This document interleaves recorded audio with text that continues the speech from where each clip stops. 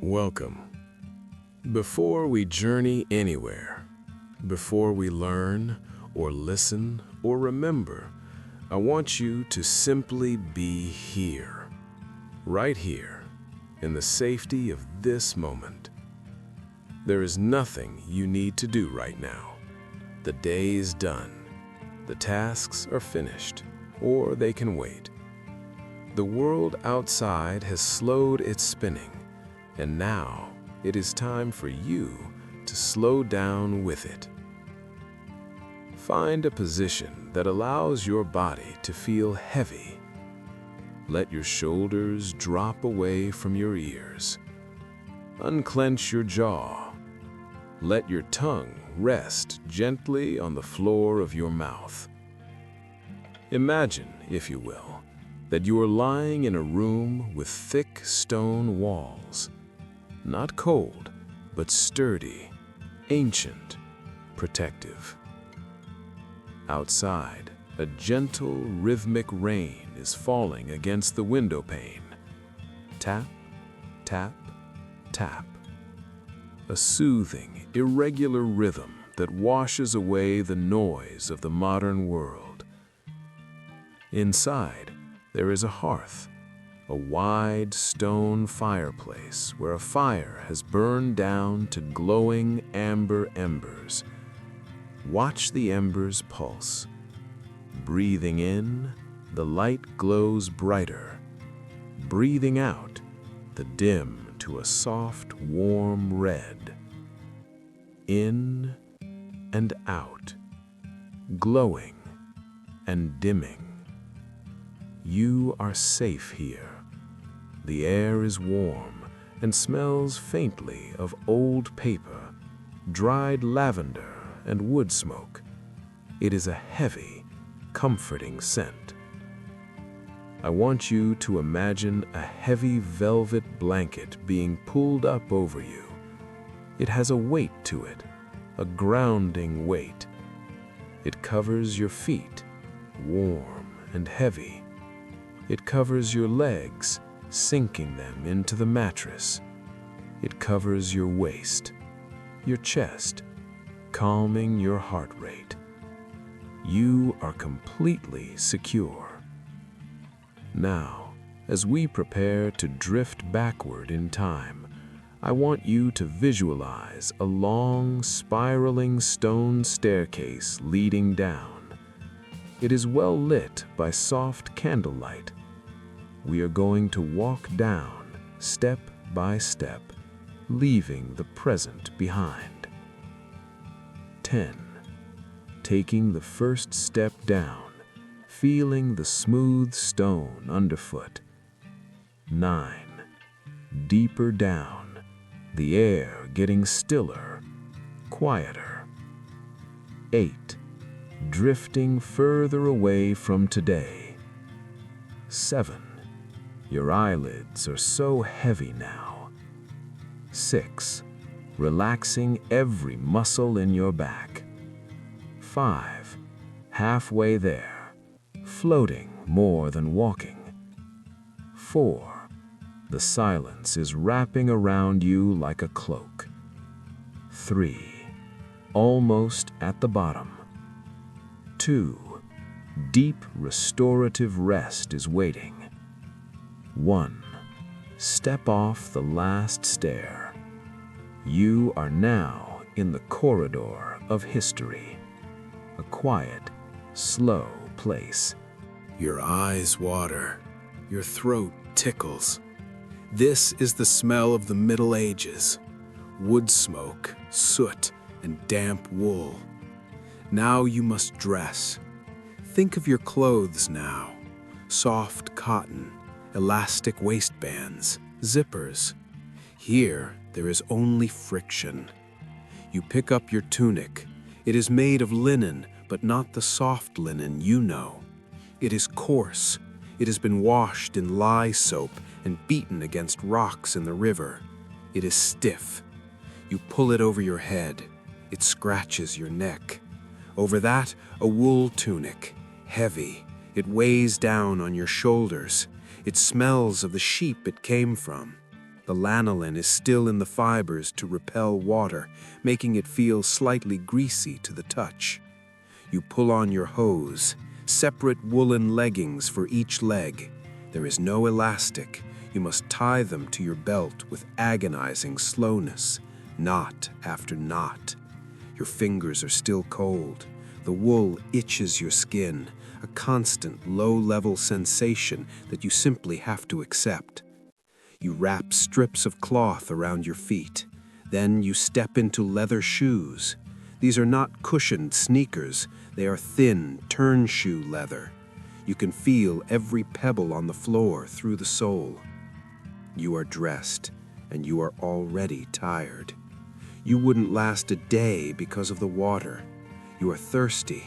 In your modern life, you would walk 3 steps to the sink, lift a handle, and clear, safe water would flow endlessly. Here, the bucket is empty. You must pick up the yoke, a wooden beam carved to fit over your shoulders. It is smooth from years of use, but it is heavy. You hook 2 wooden buckets to the ends. You open the door. The hinges scream, iron grinding on iron. Creak! You step out into the pre-dawn gray. The mist is clinging to the ground, swirling around your ankles. The village is silent. There are no street lights, just the dark shapes of other thatched cottages, looking like sleeping beasts huddling together against the cold. You walk to the well. It is muddy. The mud sucks at your shoes with a wet, squelching sound. Squelch, squelch. The path is uneven. You have to focus on every step to keep from slipping. At the well, you hook the bucket to the rope. You turn the crank. Click, click, click, click. The sound echoes in the quiet morning. The rope is rough hemp. It splinters into your palms. Down it goes. Splash. Now the effort. You must wind it back up. The water is heavy, 8 pounds per gallon. You are lifting dead weight from the depths of the earth. Your arms burn. Your breath fogs in the air. Click, click, click. You haul the bucket over the lip of the stone well. Water sloshes over the side, icy cold on your hands. You fill your 2 carrying buckets. Now the walk back. The water sways. The yoke digs into your trapezius muscles. You must walk with a smooth, gliding step to avoid spilling precious liquid. It is a meditation of burden, walking, balancing, breathing. Back inside the cottage, you pour the water into a cauldron hanging over the fire. Breakfast. If you are imagining eggs and bacon or toast and jam, let that image dissolve. There is only pottage. Pottage is a grain porridge, oats, barley, or rye. It has been simmering in the pot for days, perhaps. You add a handful of new grain. You add water. You stir. Slop, slop, slop. The spoon is wood. The bowl is wood. The texture of the spoon against the bowl is dull and hollow. You sit on a 3-legged stool. It has no back support. You slump forward towards the warmth of the fire, holding the bowl. The pottage is bland. It tastes of earth and smoke. It is thick and gluey. You must chew it slowly. There is no sugar to give you a rush of energy, just slow-burning complex carbohydrates. Chewing, swallowing. The warmth of the bowl spreads into your hands. The warmth of the food spreads into your stomach. It is barely 6 a.m., and you have already expended more physical effort than a modern person does in a full day at the office, and the work has not even begun. The sun finally breaks the horizon. A pale, watery yellow light filters through the small window. The window has no glass. It is just a hole covered with an oiled cloth or perhaps thin horn. The light is dim, diffuse, and dreamlike. It is time to work the land. You wouldn't last a day because of the monotony. You walk out to the strip of land your family farms. It is a long, narrow ribbon of earth. If it is spring, you are plowing. If it is autumn, you are harvesting. Let us imagine the plowing. You are walking behind an ox, a massive, slow-breathing muscle of muscle. The ox smells of wet fur and mud. The plow is heavy wood tipped with iron. You must hold the handles. You must keep the furrow straight. The ox steps forward. Thud, thud.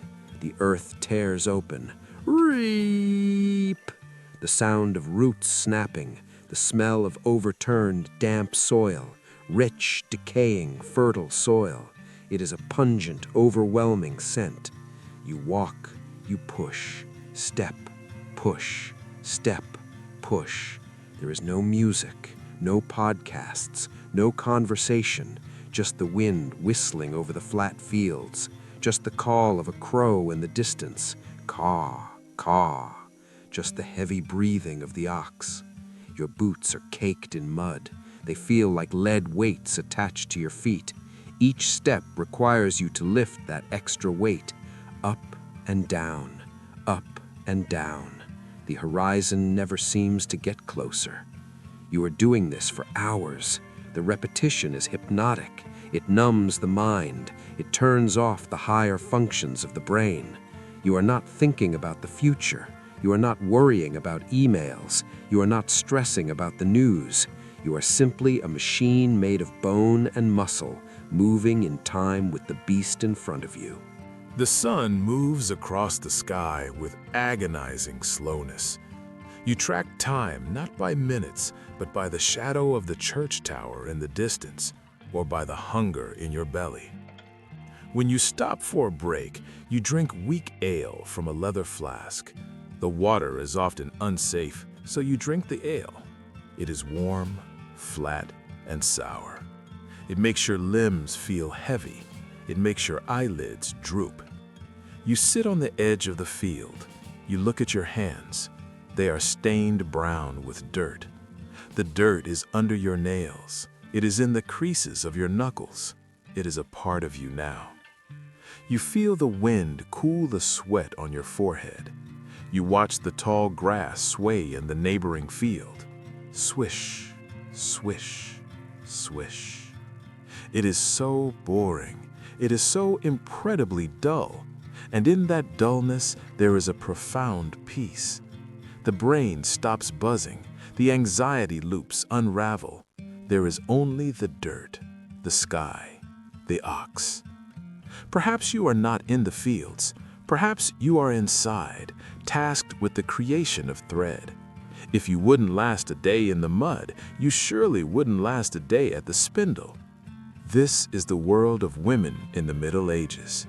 The word distaff comes from this work. You sit by the fire. The light is dim.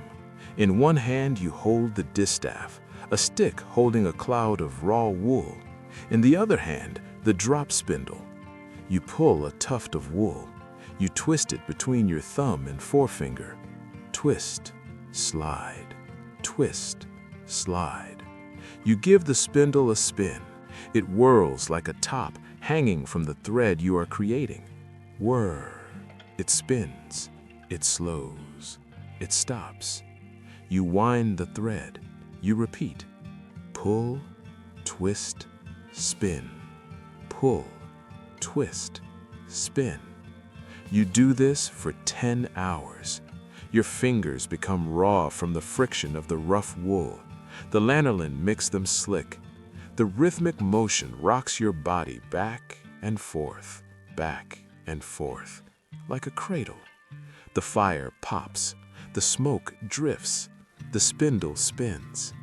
It is a task that requires just enough attention to keep you awake, but not enough to keep you alert. It is a trance state. The room is quiet. Perhaps a cat is purring in the corner.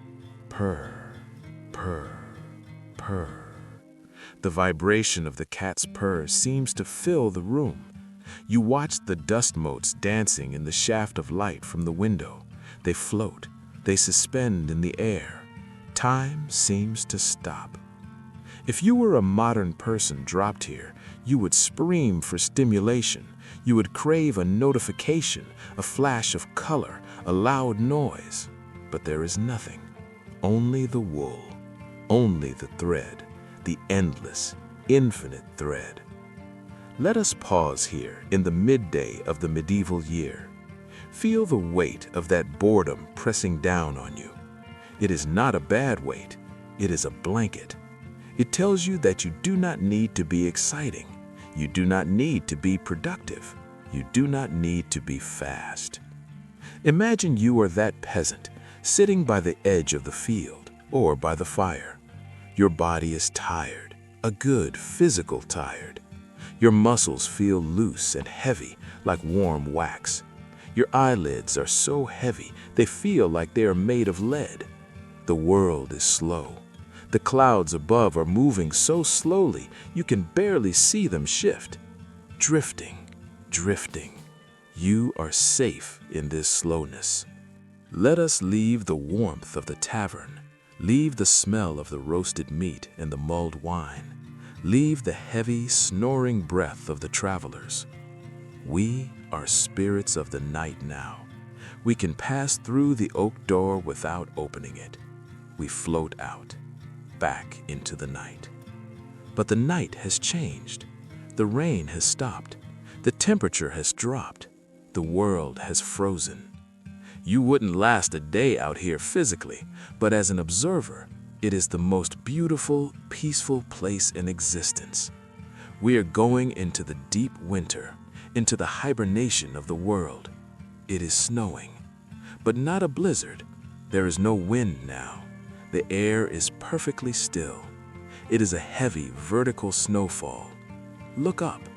Against the dark gray sky, you see millions of white specks. They are falling in slow motion, drifting, floating, rocking side to side. Silence. Snow is nature's acoustic foam. Every flake that lands adds a microscopic layer of soundproofing to the earth. It absorbs the echo. It swallows the noise. There is no crunch of tires, no distant airplanes. In the medieval forest, a snowfall creates a silence so deep it feels like pressure in your ears. The great hush. Listen to the sound of snow falling. It is almost inaudible. Tick on a dry leaf. Hiss as it lands on the frozen grass. A soft, dry whisper. We drift into the forest, the wildwood. In summer, this place is chaotic. Birds, bugs, rustling leaves. But now, it is a cathedral of stillness. Look at the trees, the mighty oaks, the beeches, the elms. They are naked. Their skeletons are revealed, black, rugged bark against the white snow.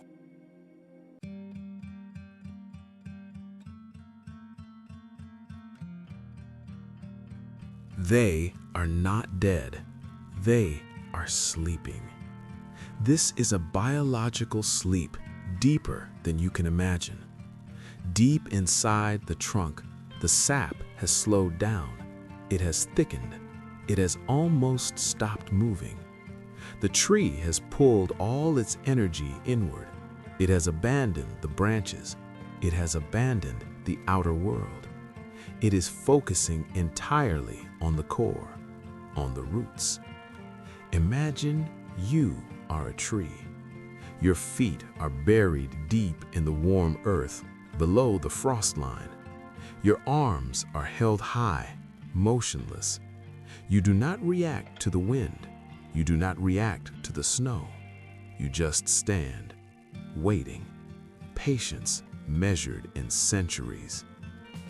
You feel the snow accumulating on your branches, a line of white tracing every limb. It adds weight, a heavy, comforting blanket. Look down at the ground. The roots of the great oak twist into the earth, creating a hollow, hidden by dead ferns, covered now by a layer of fresh snow. Underneath, deep underneath, is a burrow. Let us go down, through the snow, through the frozen dirt, into the dry, warm pocket of air. Here lies a badger, or perhaps a bear, the masters of sleep.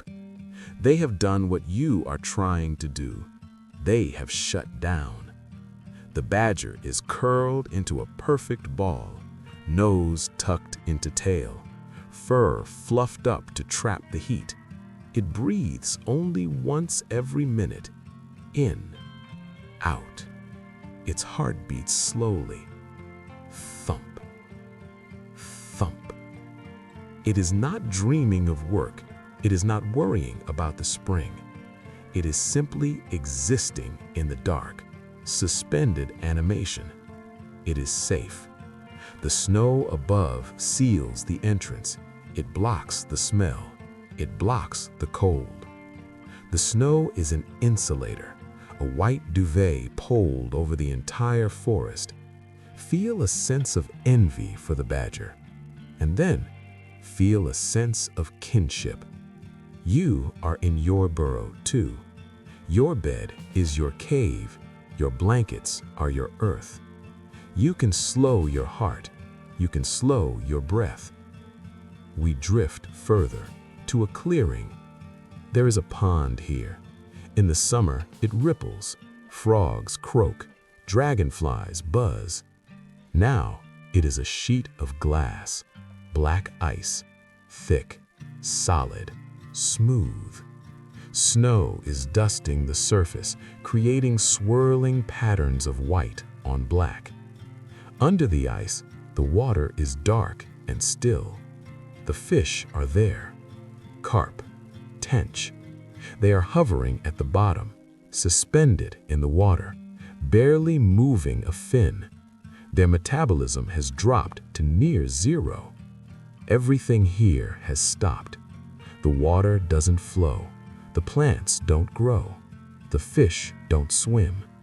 It is a world without doing. It is a world of pure being. Stare at the ice. It is a mirror reflecting the nothingness of the sky. Cold, hard, peaceful. It demands nothing from you. It asks no questions. It just is. Time passes differently here. We simply watch the snow pile up. It covers the rock. Then it covers the moss on the rock. Then it covers the fern beside the rock. Inch by inch, the sharp edges of the world are being softened. The jagged branches become round white pillows. The rough path becomes a smooth white ribbon. The world is being erased, simplified, turned into a blank page. This is white noise for the eyes. There is no detail to focus on, just soft, undulating white. Your eyes try to find something sharp to look at, but they slide off. Everything is fuzzy. Everything is soft. Your focus softens with it. Your gaze becomes panoramic, unfocused, dreamy. Imagine the cold air again, the medieval cold. It is cleaner than modern air. It has no exhaust fumes, no factory smoke. It is pure oxygen and ice crystals. Imagine breathing it in. It wakes up your nostrils. But as you breathe out, you create a cloud. You are a dragon of steam. This cold is the reason for the warmth. Without the cold, the blanket has no meaning. Without the winter, the sleep has no depth. Embrace the cold thoughts to make your warm bed feel better. Feel the imaginary frost on your cheeks.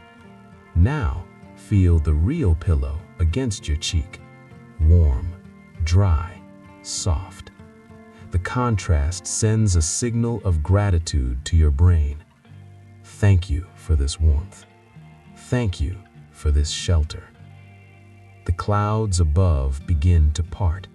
The snow stops falling. The storm is over. The moon comes out, a wolf moon, bright, white, full.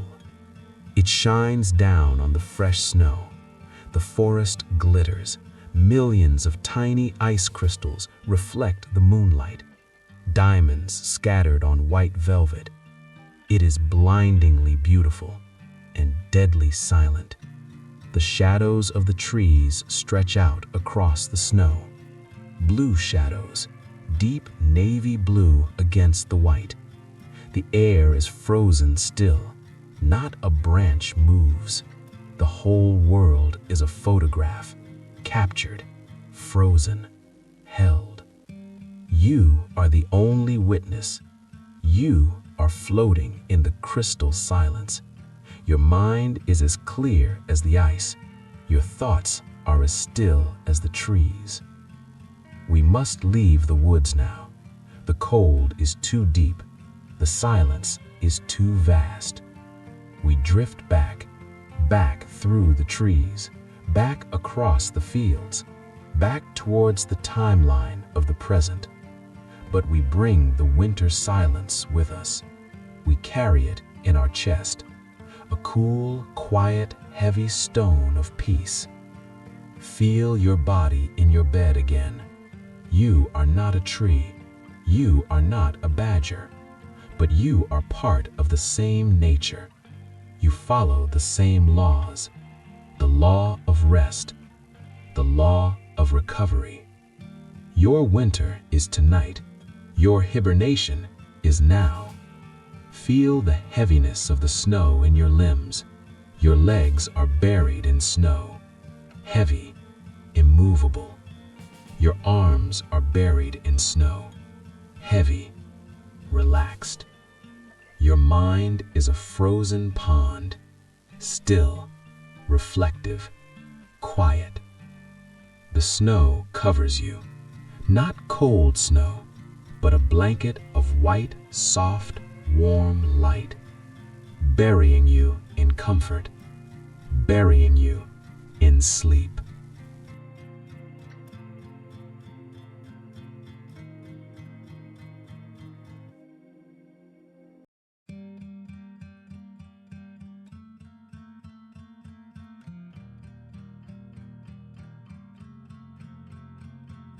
We leave the frozen silence of the forest.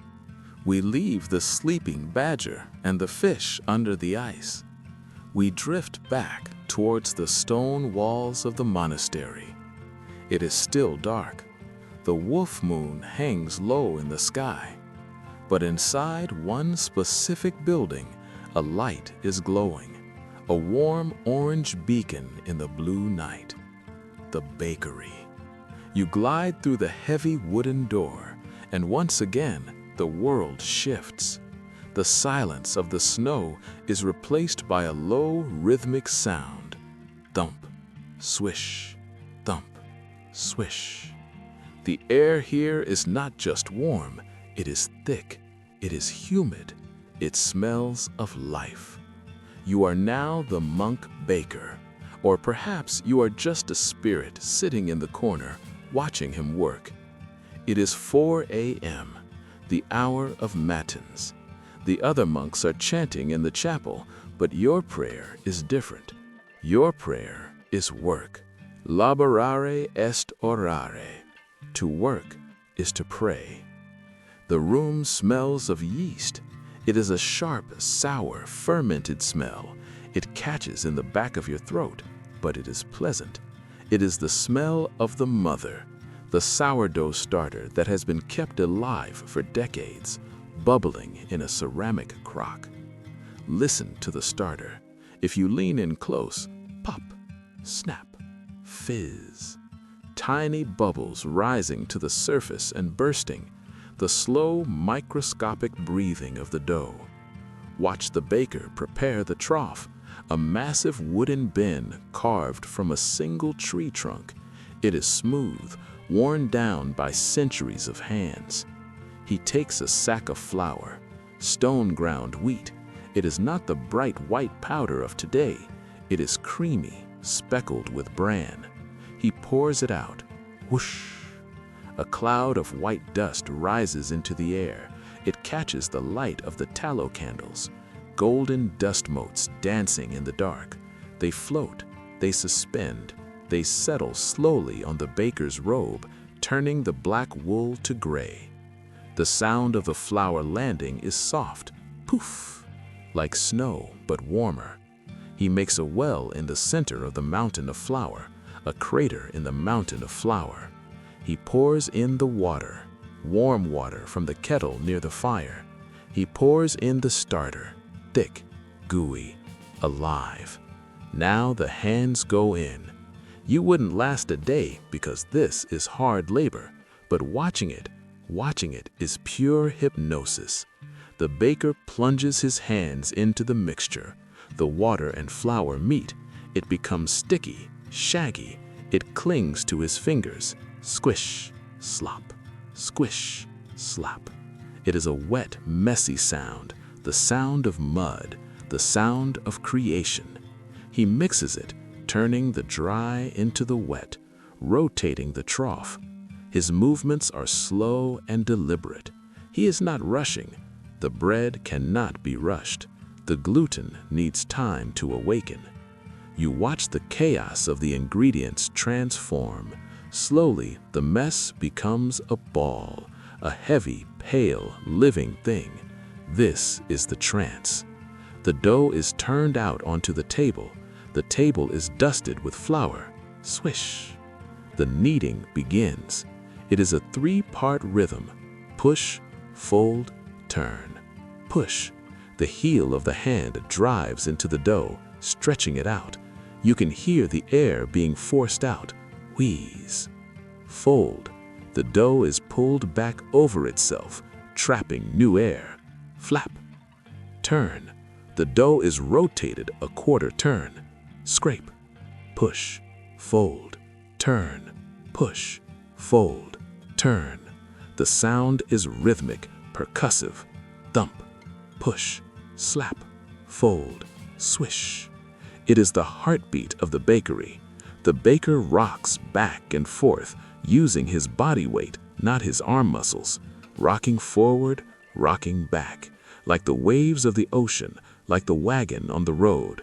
He does this for 1,000 repetitions. The dough changes. It becomes smooth. It becomes elastic. It becomes satiny. If you were to touch it now, it would feel like a warm, living pillow, soft but firm. It bounces back when you poke it. The work stops. The dough is placed back in the trough. A linen cloth is draped over it. The cloth is heavy, coarse weave. Now we wait. This is the proofing, the rising. The baker sits on a stool. He wipes his hands on his apron. He rests.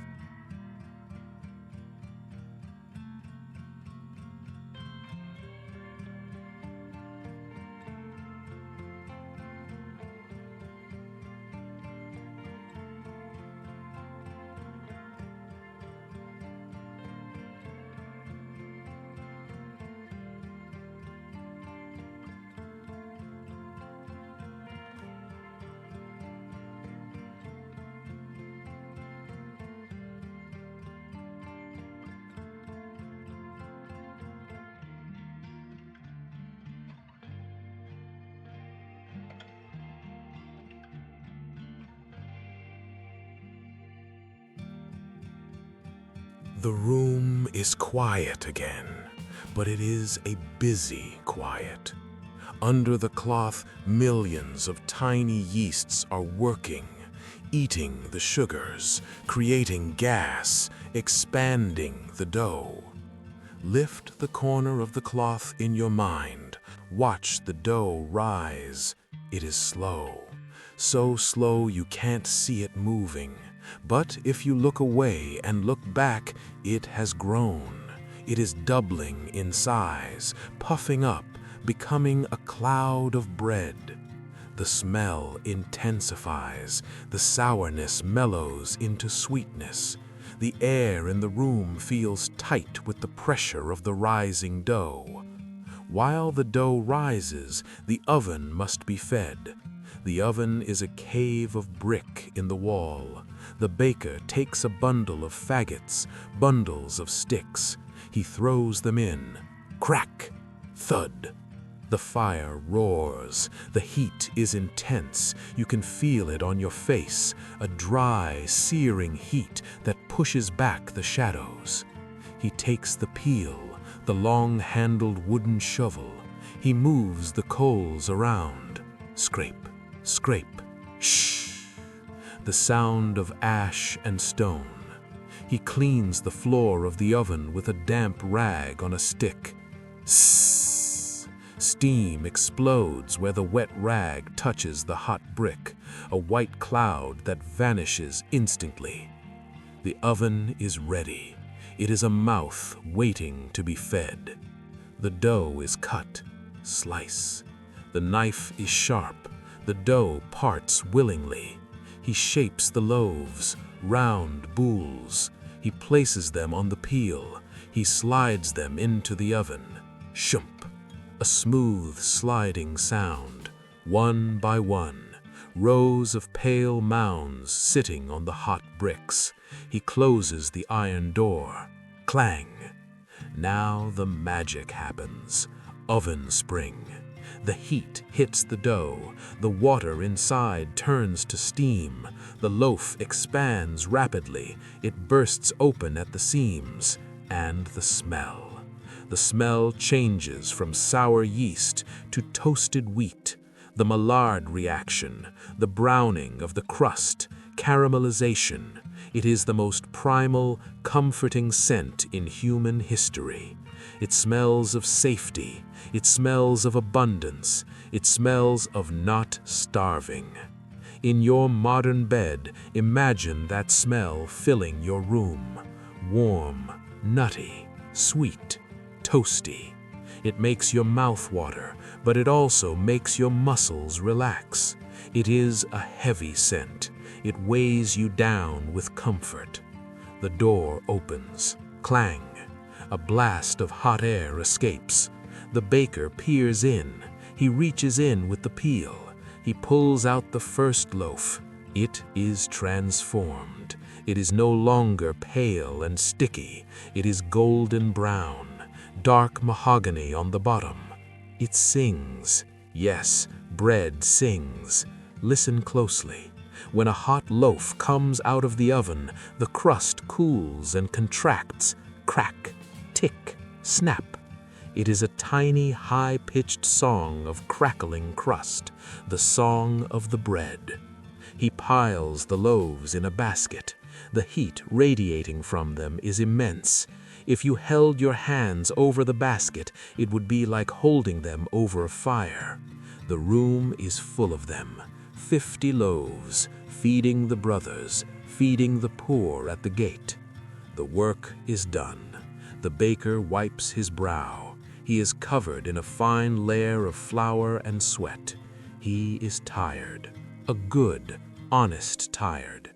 He sits down with a piece of the reject bread, a misshapen loaf. He breaks it open. Crunch. The steam rises from the crumb, white and fluffy. He eats. The sun is beginning to rise outside. A faint gray light touches the high windows.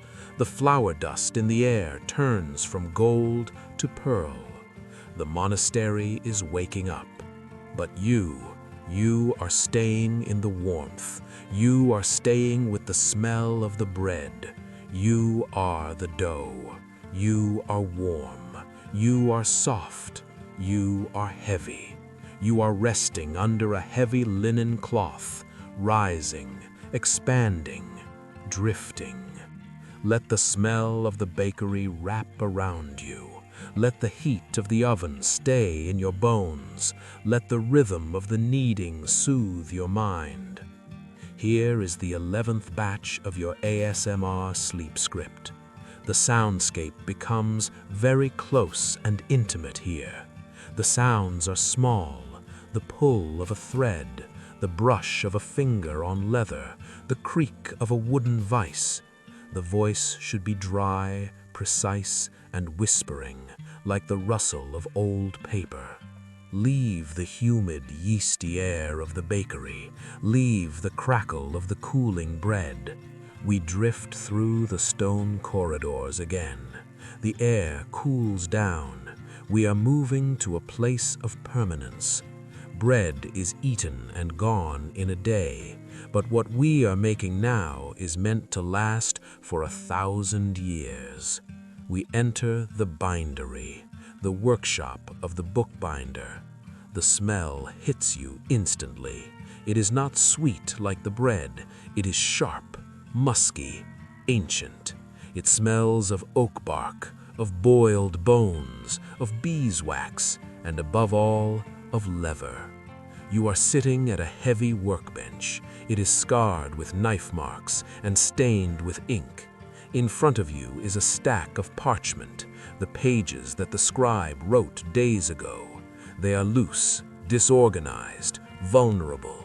Your job is to bind them, to impose order on chaos, to lock the words away in a fortress of wood and skin. You wouldn't last a day here because of the precision. There is no undo button. If you puncture the page in the wrong place, the book is ruined. So you must move with agonized slowness. Run your hand over the stack of pages. Rustle, swish. They are cool and wavy. They have a cockle, a gentle buckling texture from the humidity. Compressing them feels like pressing down on a spring. You set up the sewing frame, a wooden structure that holds taut cords of hemp vertically.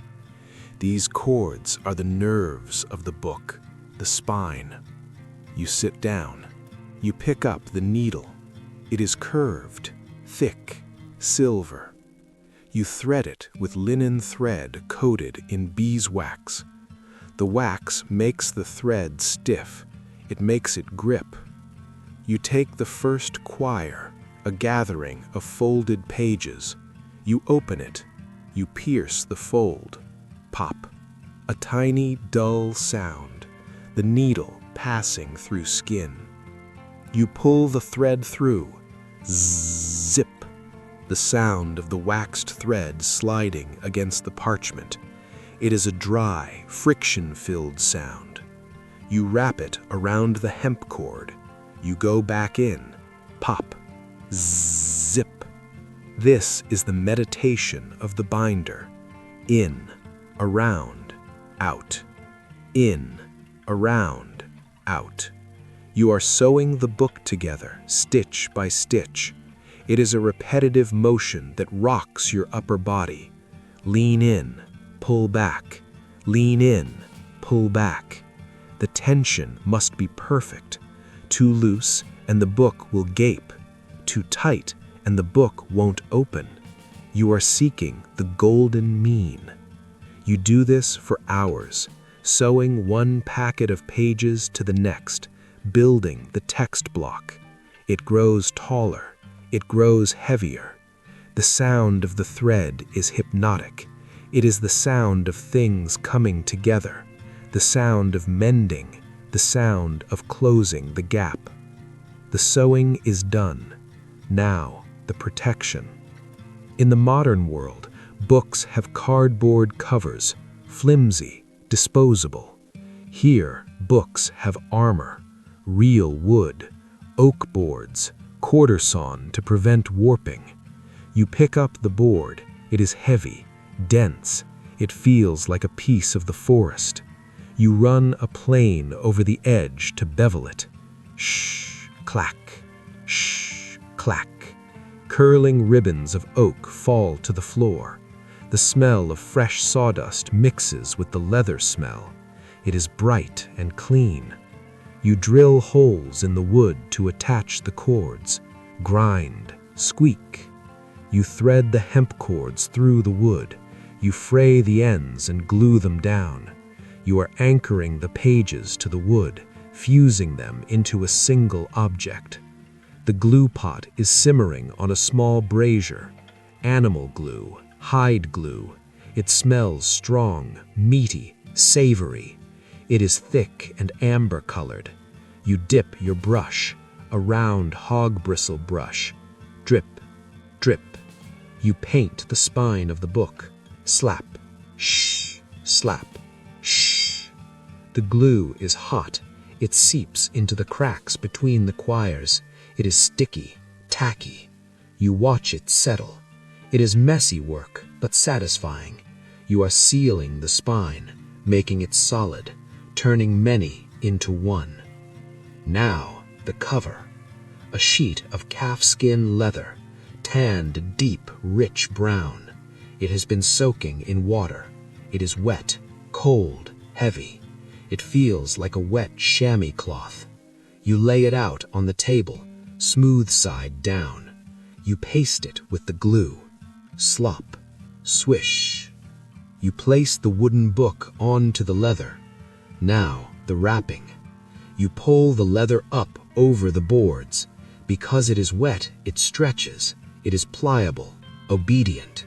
You work the leather with a bone folder, a smooth, flat tool made of polished bone.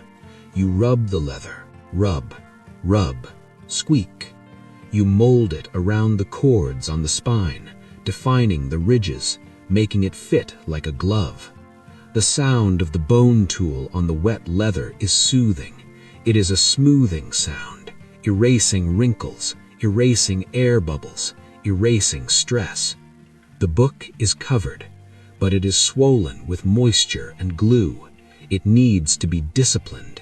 It needs the press. You take the heavy book. You place it between two flat boards.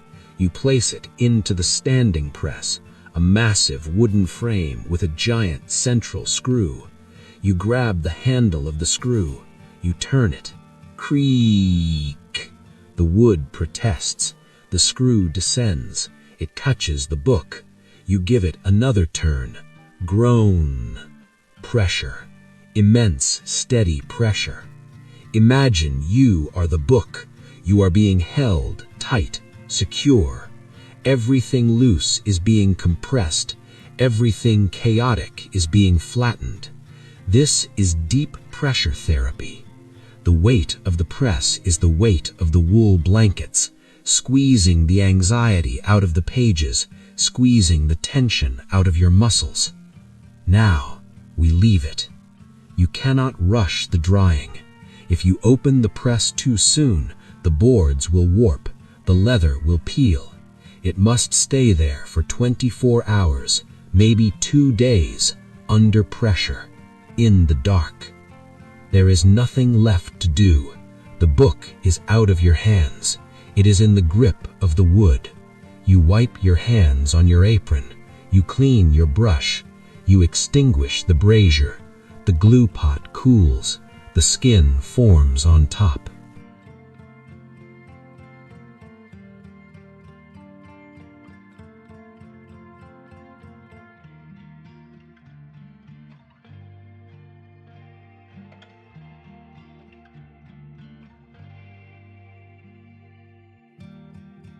The bindery goes quiet.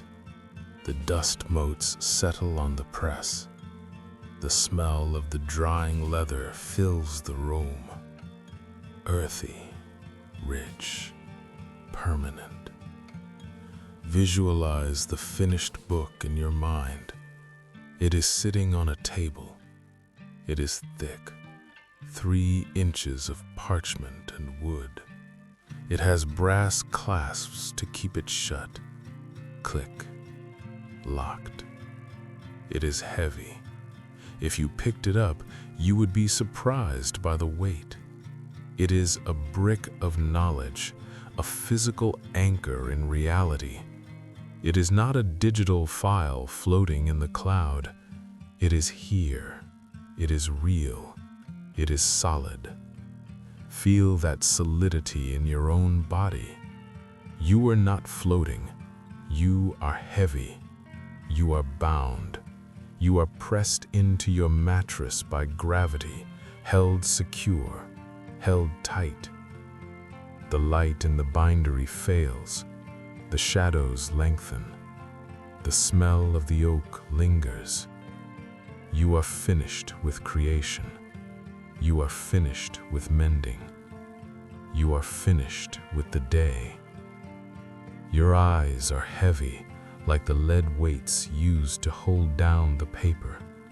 Your arms are heavy, like the oak boards. Your mind is quiet, like the closed book. The story is written. The cover is closed. The clasp is locked. Rest now, in the quiet of the bindery, in the safety of the press. Drifting, drifting. Under the weight. Into the sleep.